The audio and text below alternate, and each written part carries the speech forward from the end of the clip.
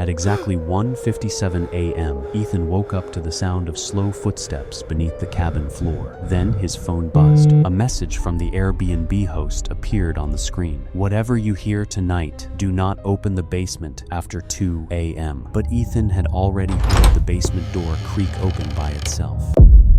Ethan had rented the cabin for a quiet weekend in the Colorado mountains. The listing looked normal. Remote location, beautiful forest views, no nearby neighbors, perfect escape. The owner, an older man named Walter, barely spoke during check-in, but before leaving, Walter stopped at the front porch and said something strange. "One rule, never go into the basement after 2 a.m. Ethan laughed awkwardly. He assumed it was some weird attempt to make the cabin feel mysterious. Walter didn't laugh back. He just stared at him for a few seconds, then drove away into the snow. That night, heavy snow covered the entire forest. No cars, no wind, no sound. At 1:57 a.m., Ethan's eyes snapped open. Another sound came from below the cabin floor.